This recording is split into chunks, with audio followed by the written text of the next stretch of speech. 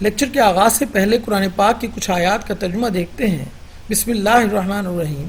وہی اللہ ہے جس کے سوا کوئی معبود نہیں، چھپے کھلے کا جاننے والا، مہربان اور رحم کرنے والا۔ وہی اللہ ہے جس کے سوا کوئی معبود نہیں، بادشاہ، نہایت پاک، سب عیبوں سے صاف، امن دینے والا، نگہبان، غالب، زور آور اور بڑائی والا۔ پاک ہے اللہ ان چیزوں سے جنہیں یہ اس کا شریک بناتے ہیں۔ وہی اللہ ہے پیدا کرنے والا، وجود بخشنے والا، صورت بنانے والا۔ اسی کے لیے نہایت اچھے نام ہیں۔ ہر چیز خواہ وہ آسمانوں میں ہو خواہ زمین میں ہو اس کی پاکی بیان کرتی ہے۔ وہی غالب حکمت والا ہے۔ صدق اللہ العظیم۔ بسم اللہ الرحمن الرحیم۔ What is a D C S? D C S ایک ایسے ڈسٹریبیوٹڈ کنٹرول سسٹم کا نام ہے جو کسی بڑے پلانٹ کو کنٹرول کرنے کے لیے یوز ہوتا ہے۔ فار ایگزامپل، اگر آپ کے پاس کوئی بڑی فرٹیلائزر انڈسٹری ہے یا کوئی مینوفیکچرنگ بہت بڑی انڈسٹری ہے اور اس انڈسٹری کی بلڈنگ یا اس کا جو اسٹرکچر ہے وہ بہت بڑا ہے اور کئی فلورز پر مشتمل ہے اور کئی ہالز اس پر موجود ہیں، اور تمام ہالز یا بڑے رومز میں یا مختلف فلورز پہ اس کا وہ ڈسٹریبیوٹڈ سسٹم کنٹرول کرنے کے لیے ہر ہال میں، ہر روم میں اگر وہاں ایک لوکل کنٹرولر لگا ہوا ہے اور وہ تمام لوکل کنٹرولر کسی مین کنٹرولر کو آنسر کر رہے ہیں، اس سے تمام جو ڈسٹریبیوٹڈ کنٹرولرز ہیں وہ تمام رومز میں لگے ہوئے، تمام بڑے ہالز میں لگے ہوئے، وہ اگر کسی ایک مین کنٹرول کو آنسریبل ہیں، اس کے ساتھ کمیونیکیٹ کر رہے ہیں، مین بڑے کمپیوٹر سے کنٹرول ہو رہے ہیں، تو ہم کہتے ہیں یہ جو کمپلیٹ سسٹم ہے جس میں تمام ڈسٹریبیوٹڈ کنٹرولرز، لوکل کنٹرولرز کسی ایک سینٹرل کنٹرولر کے انڈر کام کر رہے ہیں، they are communicating with the main controller, then we say that this system is a DCS, distributed control system. ایک یوکوگاوا کا جو سینٹرم وی پی ڈی سی ایس ہے، اس کو فنکشن کرنے کے لیے 3 میجر کمپوننٹس کی ضرورت ہوتی ہے۔ Number 1 engineering station and operator station, جس کو ہم ہیومن انٹرفیس اسٹیشنز بھی کہتے ہیں۔ سمپل الفاظ میں ہم کہیں گے کمپیوٹرز جو پڑے ہوئے ہوتے ہیں، اس ڈی سی ایس کا ایک مین حصہ کمپیوٹرز ہوتے ہیں۔ نمبر 2 اس کے ساتھ ان کمپیوٹرز کے ساتھ کچھ فیلڈ کنٹرول اسٹیشنز جن کو ہم ہارڈ ویئر یا لوکل کنٹرول اسٹیشنز یا پی ایل سی سمجھانے کے لیے ہم کہہ رہے ہیں کہ پی ایل سی کی شکل کے کچھ کنٹرولرز ہوتے ہیں جو کہ فیلڈ کنٹرول اسٹیشنز کہلاتے ہیں۔ اور تیسرا main part real time control network ہے۔ ان تمام کمپیوٹرز کو اور ان کنٹرولرز کو جو پی ایل سی کی شیپ کے ہوتے ہیں، ان کو آپس میں کمیونیکیٹ کروانے کے لیے جو تیسری چیز ہے وہ ایک کنٹرول نیٹ ورک ہے، یعنی کمیونیکیشن نیٹ ورک، وہ ایک امپورٹنٹ پارٹ ہے۔ اب اس ڈسکشن کو جو 3 مین امپورٹنٹ کمپوننٹس کے ان کو اگر ہم کو فگر میں دیکھیں تو کچھ اس طرح سے نظر آئیں گے کہ ایک تو آپ کو یہ کمپیوٹرز نظر آئیں گے جن کو ہم ہیومن انٹرفیس اسٹیشنز بھی کہتے ہیں اور انجینئرنگ اسٹیشن بھی کہتے ہیں۔ یہ ایکچولی کمپیوٹرز ہیں، سمپل جو آپ کے کمپیوٹرز ہوتے ہیں، جنرل پرپز کمپیوٹرز، وہ یہاں ہم ان کو اسپیسیفکلی اٹیچ کرتے ہیں۔ اس کے بعد جو دوسری مین چیز ہے جس کا ہم نے تذکرہ کیا وہ تھے لوکل کنٹرولرز یا فیلڈ کنٹرول اسٹیشنز یا ایف سی ایس انہیں کہتے ہیں۔ وہ کنٹرولرز جو مختلف جگہوں پر ڈسٹریبیوٹڈ ہوتے ہیں، مختلف رومز میں، اس پورے سسٹم کے، اس پوری انڈسٹری کے اندر، اور وہ تمام کے تمام کسی مین کنٹرول سسٹم کو یا مین کمپیوٹر کو، جسے ہم انجینئرنگ اسٹیشن بھی کہتے ہیں، وہ اس کو جواب دہ ہوتے ہیں، اس کے ساتھ کمیونیکیٹ کر رہے ہوتے ہیں، اس کے انڈر کام کر رہے ہوتے ہیں ڈسٹریبیوٹڈ کنٹرولرز۔ اور تیسری مین چیز جس کا ہم تذکرہ کر رہے تھے وہ یہ نیٹ ورک ہے جو کہ کمیونیکیشن نیٹ ورک ہے، جس کو ہم real time control network بھی کہتے ہیں۔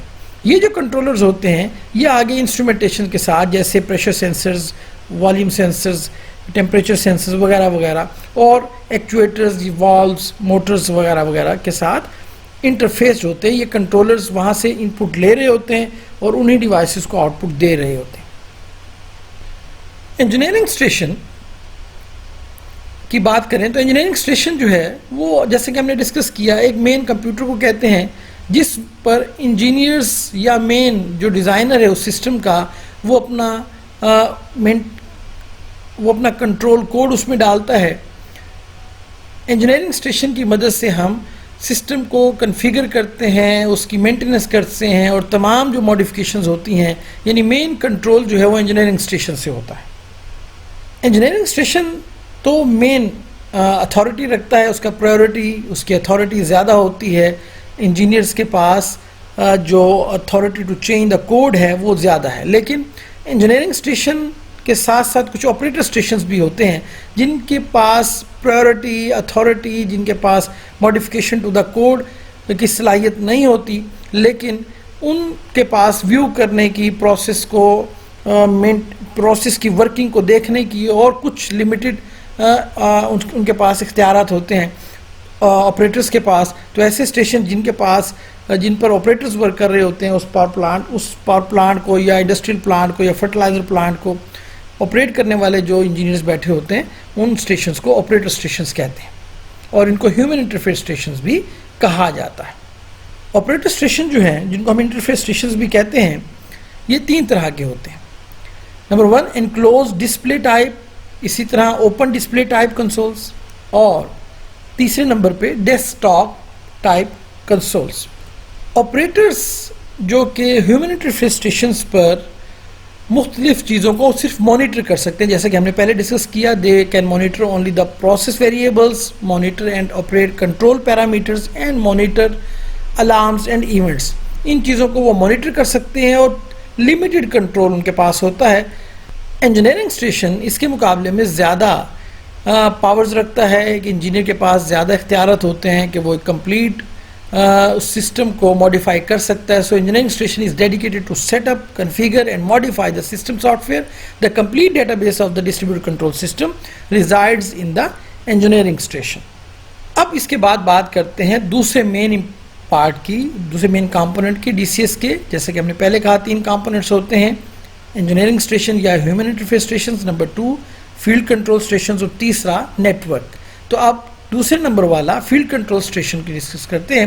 فیلڈ کنٹرول اسٹیشن جو ہے وہ ایک پی ایل سی کی طرح کا ہارڈ ویئر ہوتا ہے جو کہ کسی نیٹ ورک کمیونیکیشن کیبل کے تھرو انجینئرنگ اسٹیشن اور ہیومن انٹرفیس اسٹیشنز کے ساتھ لنکڈ ہوتا ہے. اور اس فیلڈ کنٹرول اسٹیشن کے پاس process input output signals آ رہے ہوتے ہیں، یعنی ان پٹ آؤٹ پٹ ماڈیولز اس کے ساتھ اٹیچ ہوتے ہیں. یہ فیلڈ کنٹرول اسٹیشن سینسر سے ان پٹ لے رہا ہوتا ہے اور سسٹم کو دوبارہ آؤٹ پٹ واپس بھیج رہا ہوتا ہے. تو اس کا پروسیسر ان ان پٹس کو پروسیس کرنے کے بعد آؤٹ پٹ جنریٹ کرتا ہے اور اس کے بعد وہ آؤٹ پٹ سسٹم کو بھیج دیا جاتا ہے. فیلڈ کنٹرول اسٹیشن جس کی ہم بات کریں کہ پی ایل سی کی طرح کا ایک ہارڈ ویئر ہوتا ہے. اگر آپ اس کیبنٹ میں دیکھیں تو آپ کو اس کیبنٹ کے اندر جو سب سے پہلی رو نظر آ رہی ہے وہ آپ کا ایک فیلڈ کنٹرول اسٹیشن ہے. پہلی رو کیبنٹ کے اندر فرسٹ رو جو ہے وہ آپ کا فیلڈ کنٹرول اسٹیشن ہے. اس کے بعد جو نیچے آپ کو تمام روز نظر آ رہی ہیں، مختلف ہارڈ ویئر لگے ہوئے ہیں، یہ ہے تو پہلی رو کی شکل کے، لیکن ان میں پروسیسر ماڈیول نہیں ہے.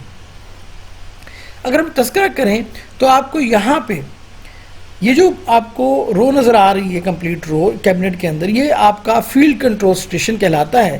جبکہ نیچے والی روز میں صرف ایک فرق ہے.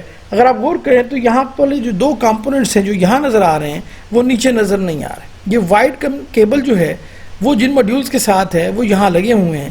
یہ 2 ماڈیولز مس ہیں، یہ ایکچولی پروسیسر ماڈیول ہوتے ہیں.